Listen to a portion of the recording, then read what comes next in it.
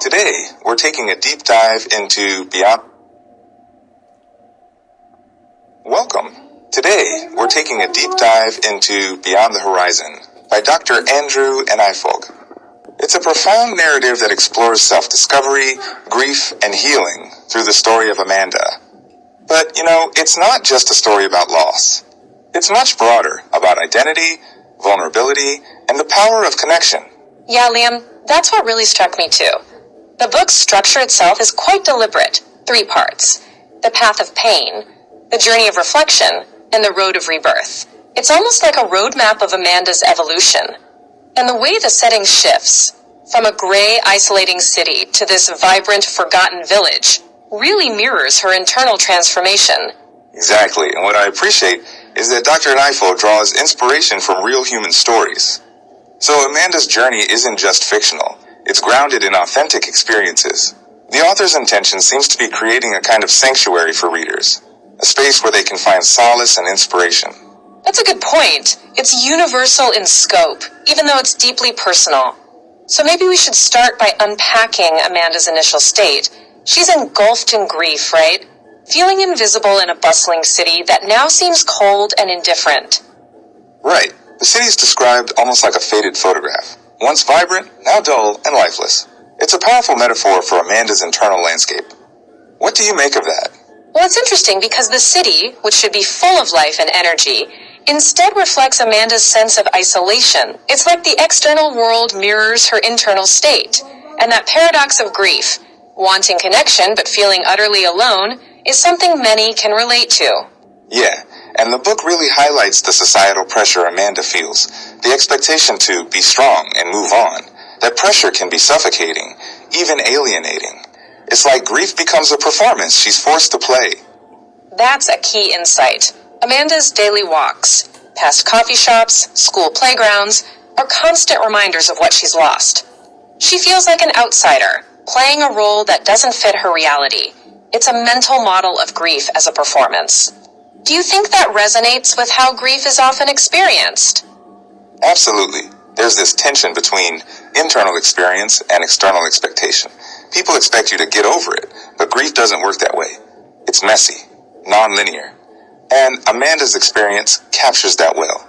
And yet, amid that despair, there are small sparks of hope, like the stray dog in the park, offering companionship without expectation. Those moments are subtle but significant. They are. It's those small, almost overlooked moments that can start to shift someone's perspective. It's not about grand gestures, but simple connections. Moving on, the metaphor of puppet strings really stood out to me. Amanda's life, her career, relationships, identity, has been shaped by external pressures rather than authentic desires. Choosing teaching over literature, relationships constrained by expectations. It's a tragic choreography. Yeah, the puppet strings metaphor is vivid. It captures the psychological impact of living as a marionette, disconnected from self and passion. Amanda's longing for authenticity contrasts sharply with her friends' freedom. And recognizing those strings, and starting to loosen them, is a critical step in her self-discovery. But I wonder, Liam, how do you see that process? Is it gradual?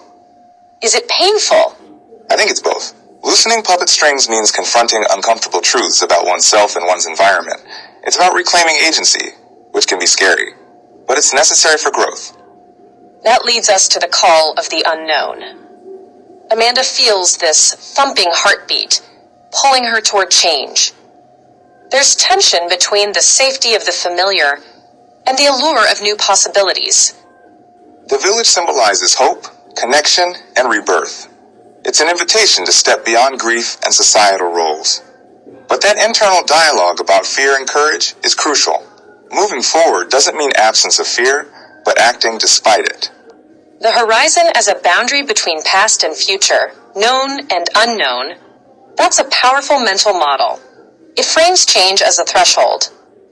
When Amanda arrives in the village, the contrast with the city is striking. Vibrant colors, natural beauty, and a palpable sense of community begin to thaw her isolation. And characters like Elder Anna and Alara embody wisdom and openness. They're not just background figures, they actively guide Amanda's transformation. The small acts of connection, helping in the garden, joining communal gatherings, are foundational to healing. The village itself is a tapestry woven from individual stories, each contributing to collective strength. That tapestry metaphor is rich. It suggests that healing isn't isolated but communal. The village's unique communication style, the language of silence, is fascinating. Amanda learns to listen beyond words, fostering empathy and connection. Elder Anna guides her through this process. Silence as a canvas for presence and understanding contrasts with the city's noisy, superficial interactions. It nurtures vulnerability and trust, which are essential for Amanda's growth. The villagers' stories. Mr. Bevan's storm at sea, Elder Anna's harsh winter, Lila's return to the garden illustrate resilience born from hardship. Storytelling functions as communal healing, creating bonds and shared meaning. Amanda realizes her grief is part of a larger human experience. Narrative transforms pain into strength and fosters hope. Collective memory and shared history build community resilience. Amanda's approach to teaching is another highlight. Her classroom is a living canvas, creative, flexible, deeply connected to students' lives. Projects like Our Village, Our Stories, and Weekly Wisdom Wednesdays integrate art, storytelling, and community values. Teaching becomes mutual learning. The children inspire Amanda's healing. The classroom is a microcosm of community where empathy, creativity, and connection flourish. It's education as co-creation rather than top-down instruction. Beyond the classroom, Amanda's role in village life grows, helping with festivals, cooking, social events. The Harvest Festival becomes a metaphor for abundance, connection, and shared joy. Participation in community rituals fosters belonging and identity. Shared experiences break down isolation and build trust. Vulnerability and openness during storytelling and celebrations deepen connections.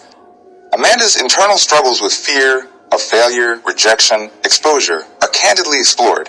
Her conversations with Elder Anna reveal strength found in vulnerability.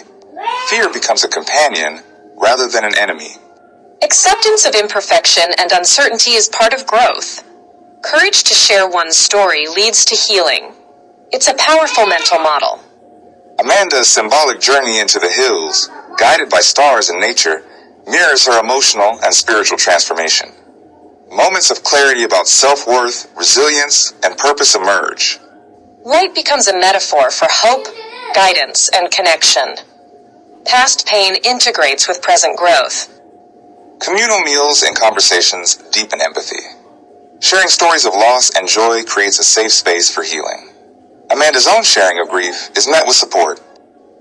Empathy transcends differences. Active listening and presence foster connection. It's the universal language. The ritual of storytelling binds individuals. Diversity of stories, adventure, loss, hope has collective power. Vulnerability invites reciprocity and belonging. The tapestry metaphor symbolizes interconnected lives.